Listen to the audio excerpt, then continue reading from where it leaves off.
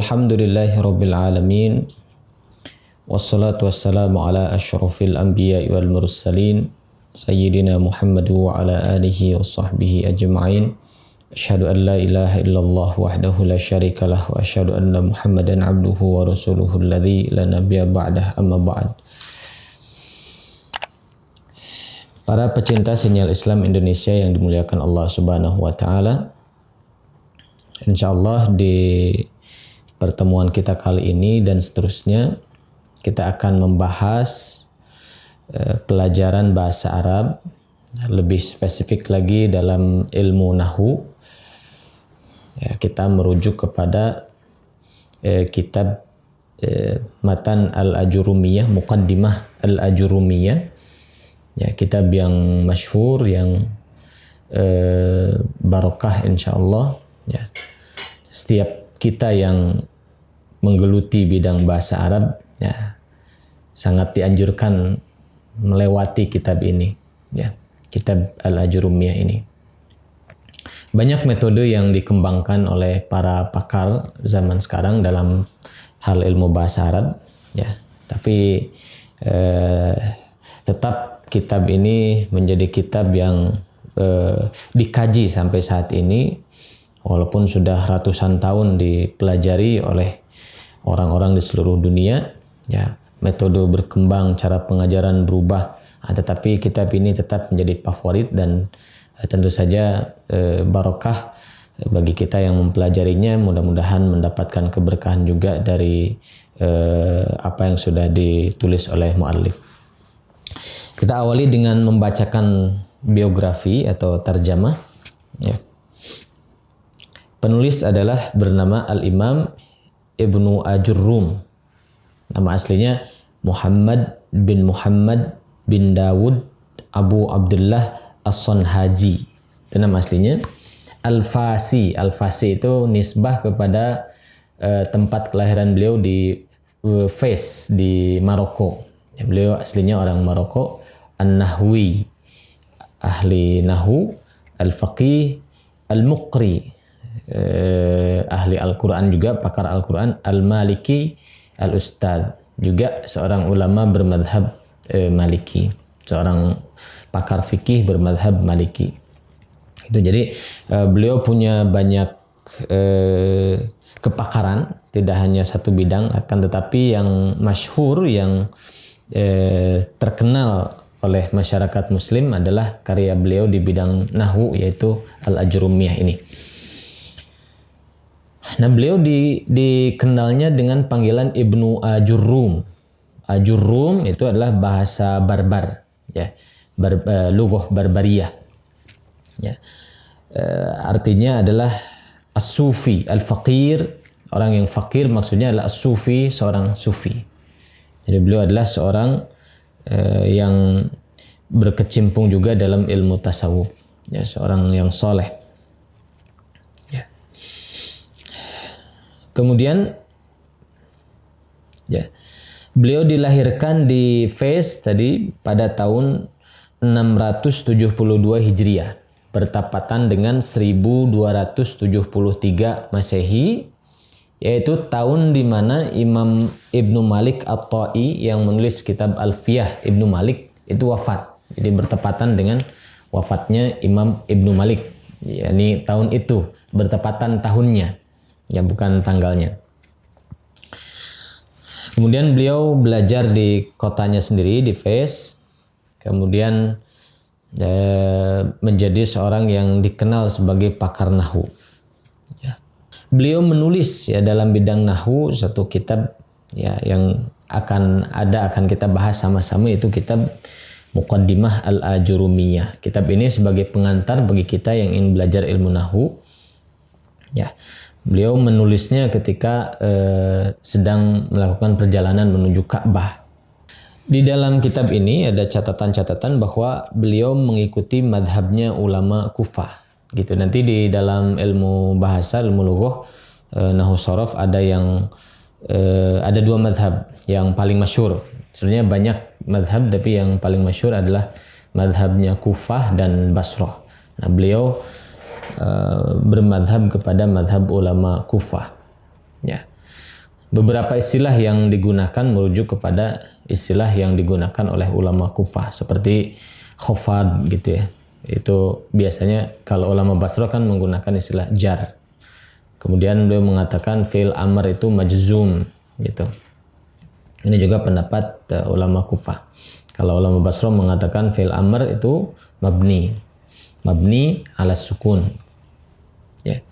Kemudian beliau juga menyebutkan kaifama sebagai termasuk amil jawazim ya, yang masuk pada fi'il mudhari, tapi ulama Basrah tidak mengambil pendapat itu. Jadi karya beliau merujuk kepada pendapat-pendapat ulama Kufah pada sebagian titik begitu.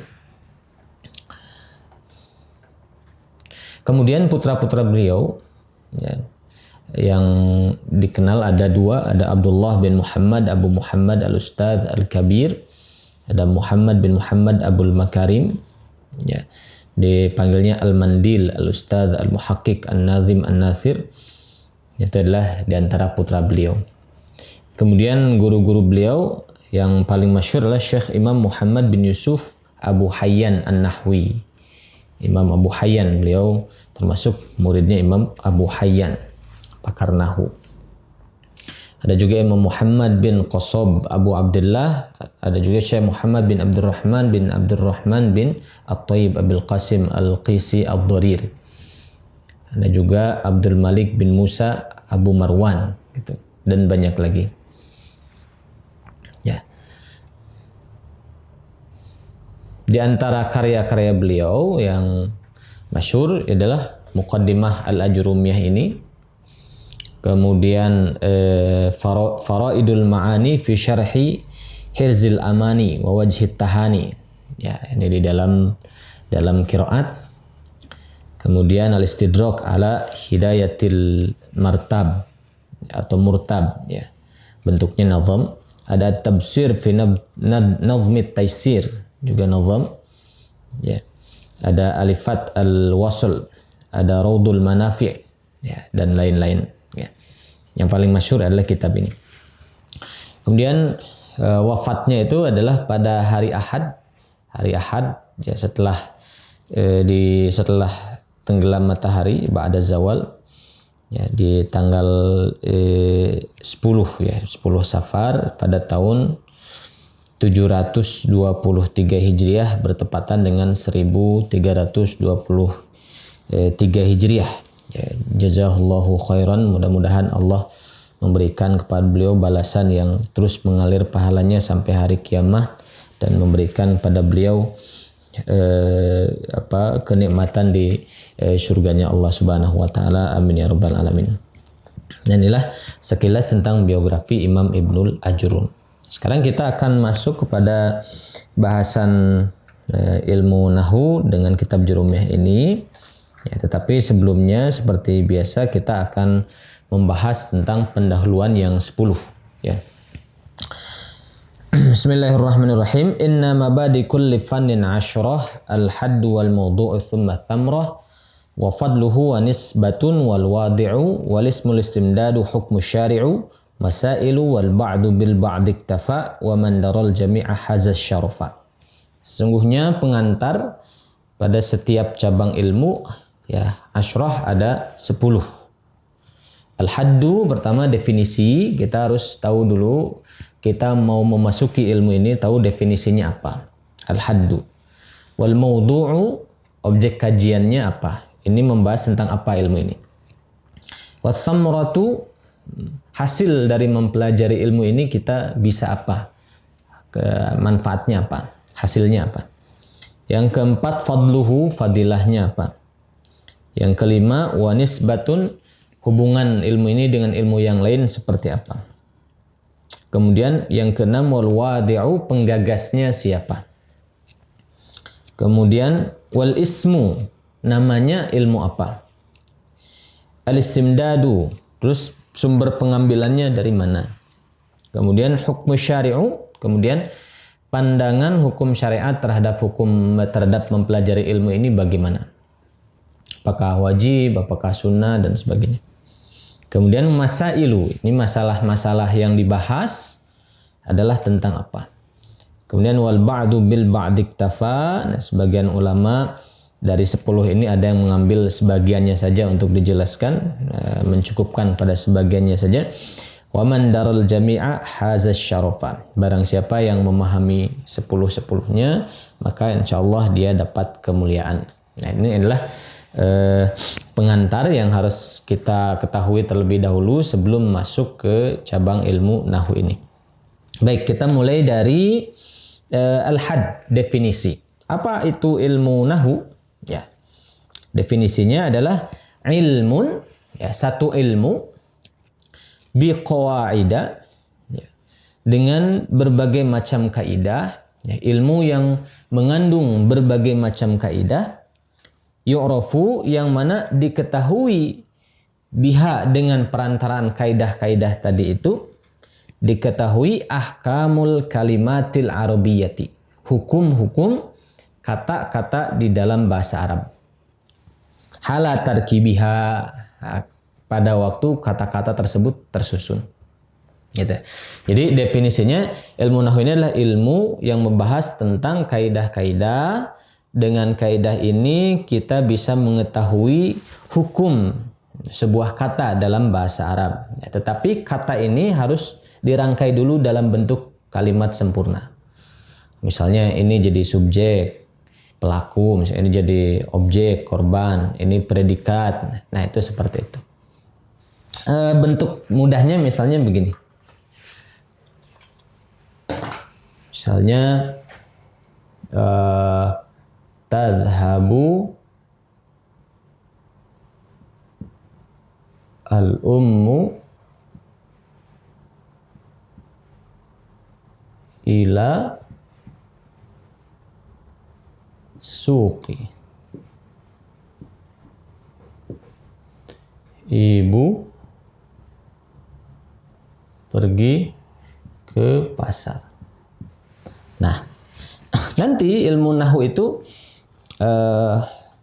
fokus kepada membahas hukum kata-kata ketika dirangkai jadi kalimat sempurna. Misalnya ini jadi predikat, tadhabu, atau pergi, kata kerja, begitu. Kemudian ini al-ummu jadi pelakunya, fa'il atau subjek, ibu ini. Ya, ilahnya kata sambung, kata sambung ke, begitu. Huruf jar, suq, ya keterangan yang didahului oleh ilah, pasar, keterangan, begitu. Nah, jadi harus dirangkai dulu dalam bentuk kalimat sempurna, baru kita hukumi. Oh, ini jadi ini jadi ini jadi ini. Sekarang kalau begini, saya menulis al-ummu, ibu. Nah, bisakah dihukumi di dalam kajian ilmu nahwu? Tidak bisa. Kenapa? Karena saya tidak bisa menghukumi apakah ini subjek, apakah ini objek, apakah ini keterangan, dan sebagainya. Nggak bisa.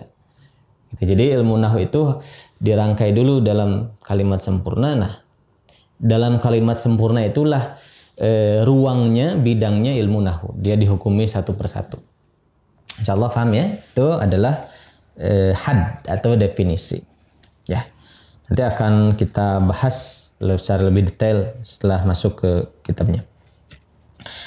Kemudian maudhu' tadi, objek kajiannya apa? Apa yang dibahas dalam ilmu nahwu? Maudhu'nya adalah al-kalimatul arabiyyatu, kata-kata dalam bahasa Arab. Min haitsul bahthu an ahwaliha, ya.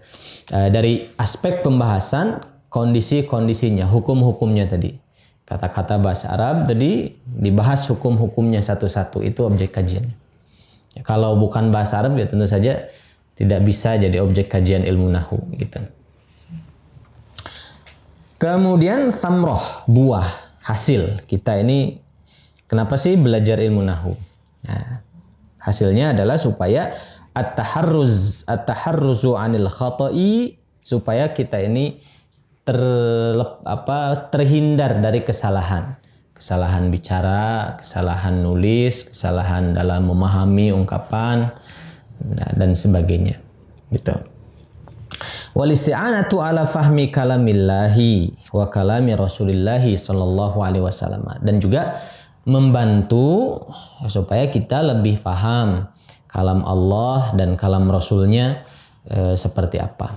Nah, karena tentu saja kalam Allah dan kalam Rasulnya menggunakan bahasa Arab, dan bahasa Arab bahkan sefasih-fasih bahasa Arab gitu Al-Quran itu.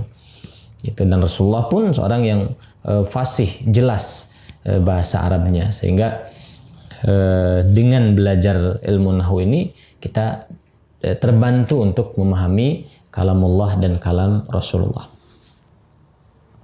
Ya. Kemudian fadilahnya apa? Fadilah ilmu ini, ya, fadilahnya itu fauqanuhu ala sairil ulum, ya, bin nisbati wal i'tibar. Jadi fadilah mempelajari ilmu ini, tentu saja ilmu ini adalah ilmu yang punya kelebihan dibandingkan ilmu yang lain. Di antaranya kelebihannya sebagai kalau diilustrasikan sebagai kunci. Kalau saya misalnya punya 10 rumah, 1, 2, 3, 4 sampai 10, ya. Rumah itu isinya harta benda, pokoknya ada emas, ada perhiasan segala macam, barang-barang mahal, ada uang, punya 10 rumah. Nah, 10 rumah ini di luarnya ada halaman, ada gerbang. Nah, 10 rumah ini di gerbangnya itu dikunci, tapi kuncinya cukup dibuka oleh 1. Nah, buat masuk ke rumah itulah umpamanya kita harus punya kunci, tentu saja, baru kunci gerbangnya. Nah, itu kalau kita ibaratkan rumah-rumah itu adalah ilmu tafsir, rumah pertama. Di situ ada harta peninggalan yang banyak, ilmu yang sangat luas. Ada ilmu hadis, rumah kedua. Ada ilmu fikih, rumah ketiga. Ilmu usul fikih, rumah keempat, dan seterusnya. Gitu. Nah, mau masuk ke situ, buka dulu gerbangnya, yaitu dengan menggunakan ilmu bahasa Arab ini. Gitu, kita baru masuk gerbangnya pakai ilmu bahasa Arab. Baru setelah memahami bahasa Arab, mulai masuk ke rumah, mempelajari pengantar ilmunya dulu, dapat kuncinya. Pengantar ilmu tafsir, dapat ilmu tafsir. Nah, bisa masuk, di situ banyak ilmu. Pengantar ilmu hadis, ada mustalah, baru masuk ke ruang ilmu hadis, di situ ada banyak ilmu yang bisa didapatkan. Nanti masuk lagi ke pengantar ilmu fikih, ada usul fikih, ya, dan seterusnya. Nah, tetapi pengantar dari pengantarnya itu adalah bahasa Arab ini. Jadi kita harus memahami bahasa Arab. Itu di antaranya nahwu dan shorof. Nah, kita sekarang di pembelajaran ilmu nahwu, ya, masuk di pelajaran ilmu nahwu. Kemudian nisbahnya, hubungannya dengan ilmu yang lain seperti apa? Ya, dia itu tabayun. Maksudnya ilmu ini bukan cabang dari tafsir, bukan cabang dari hadis, bukan cabang dari fikih, bukan. Ada ilmu yang tersendiri. Kemudian wadi, penggagasnya siapa? Penggagasnya adalah Abul Aswad Ad-Du'ali rahmatullah alaih. Nah, beliau adalah orang yang menggagas ilmu nahwu, ya, atas perintah Amirul Mukminin Ali bin Abi Thalib karamallahu wajhah ketika beliau menjadi khalifah. Kemudian namanya adalah ilmu al-arabiyah, ada mengatakan ilmu nahwu, ilmu al-i'rab, ya, ilmu nahwu atau ilmu al-i'rab atau ilmu al-arabiyah, itu adalah namanya. Kemudian istimdad, pengambilannya. Ya, pengambilannya dari mana? Pengambilannya itu dari tentu saja dari ungkapan yang berbahasa Arab. Apakah dari Al-Qur'an, apakah dari hadis, apakah dari kalam-kalam bahasa Arab yang fasih, dari pidato-pidato, dari karya-karya tulis, ataukah dari syair-syair dan sebagainya. Kemudian hukum syari'. Nah, menurut syariat, hukum mempelajari ilmu nahwu ini seperti apa? Hukumnya yang pertama fardu kifayah untuk orang Islam secara umum. Jadi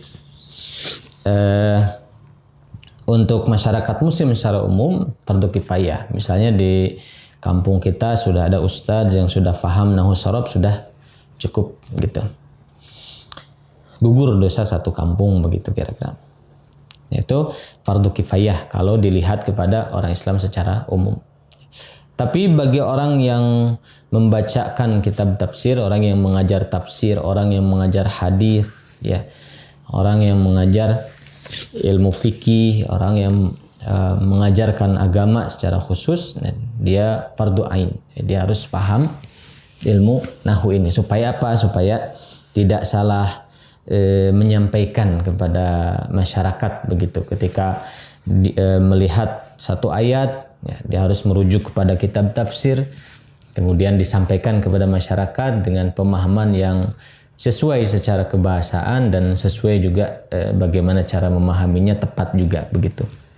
Jadi fardu ain bagi orang yang ingin mengajarkan ilmu tafsir, ilmu hadis dan ilmu-ilmu cabang-cabang ilmu agama yang lain. Kemudian masalah-masalahnya, ya, masalah yang dibahas apa saja? Masalah yang dibahas tadi kedudukan kata, juga perubahan akhir kata. Misalnya kalau kedudukan kata tadi, ini jadi pelaku, ini jadi korban, keterangan. Kalau perubahan, misalnya ada ayat, misalnya kitabun, nah, di lain waktu jadi kitaban, lain waktu jadi kitabin. Itu perubahan akhir kata atau i'rab. Itu juga jadi objek kajian masalah-masalah yang dibahas dalam ilmu nahwu. Itu juga kata-kata yang mabni, yang tidak berubah, diklasifikasikan apa saja. Misalnya kata huwa. Nah, huwa disimpan dimanapun tetap huwa begitu, dan seterusnya. Itu ya, ini adalah 10 pengantar ketika kita ingin belajar ilmu nahwu. Ya. Kemudian dikisahkan, ya, awal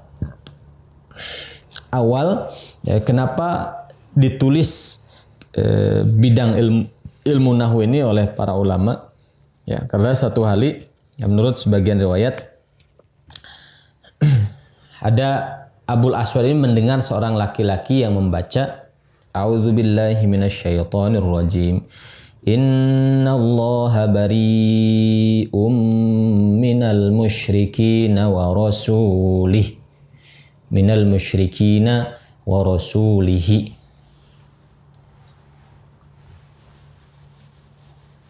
Ini menurut sebagian riwayat.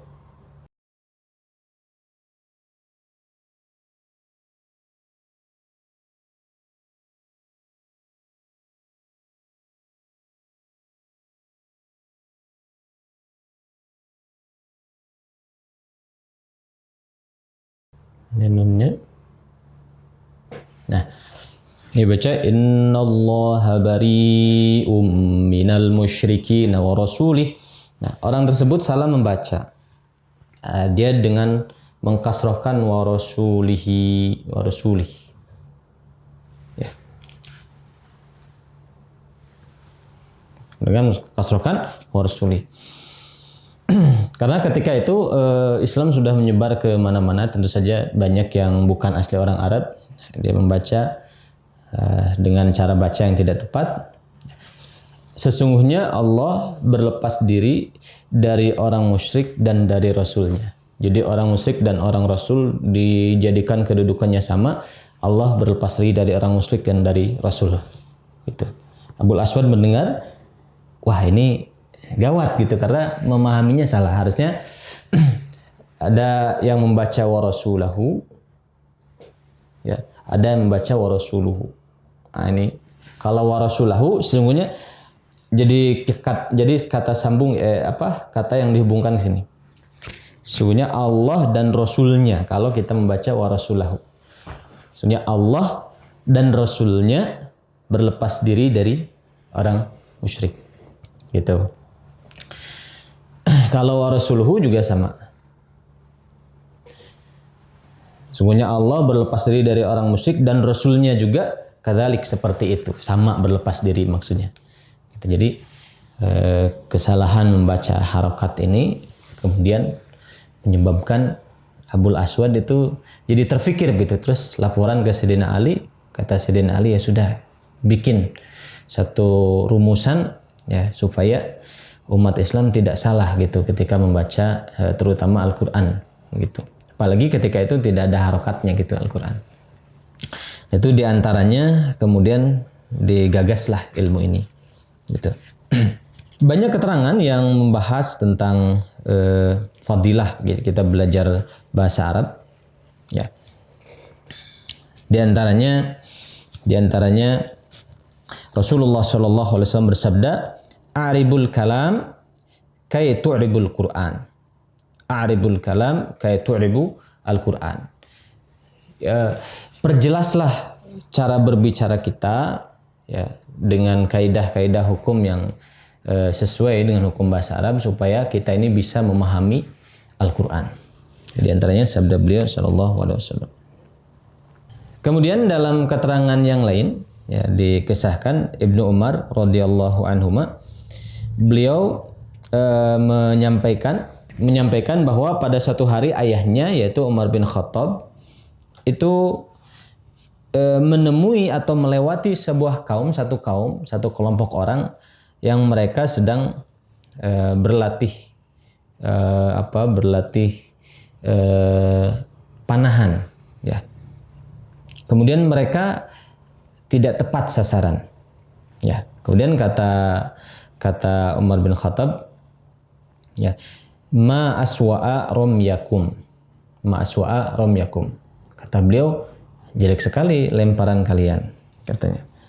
Terus kata mereka, nahnu muta'allimina. Ya. Kemudian mereka menjawab, nahnu muta'allimina. Kita ini ya para pelajar begitu. Maksudnya orang yang masih belajar gitu. Muta'allimin. Ya, harusnya dia bilang muta'allimuna.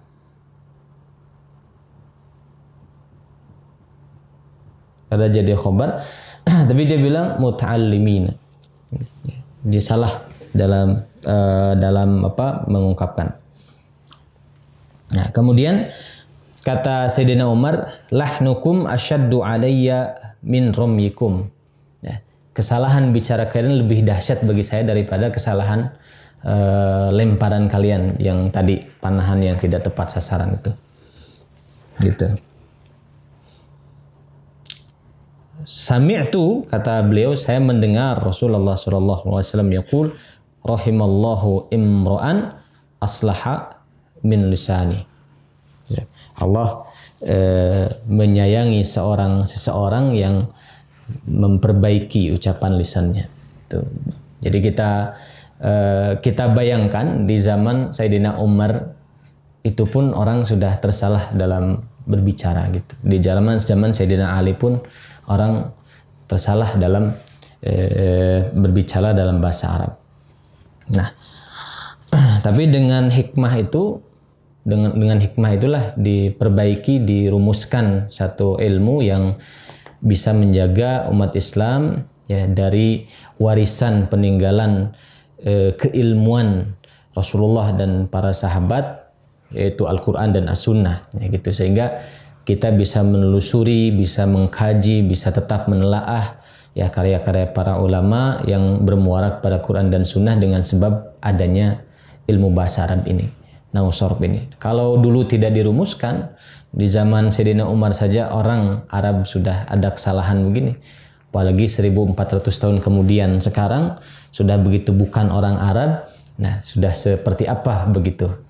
Nah, mudah-mudahan Allah membalas semua kebaikan, semua usaha yang sudah dirintis oleh para ulama dari mulai para sahabat dari zaman ke zaman sampai guru-guru kita saat ini, disebabkan usaha mereka menjaga agama. Nah, salah satu contohnya, salah satu bentuknya adalah dengan merumuskan ilmu nahwu dan mengajarkannya dari generasi ke generasi. Alhamdulillahirabbil alamin. Itulah barangkali pengantar ya tentang ilmu nahwu ini. Insyaallah di pertemuan yang akan datang kita akan bahas mulai masuk ke kitabnya. Sekian yang dapat disampaikan. Wassalamualaikum warahmatullahi wabarakatuh.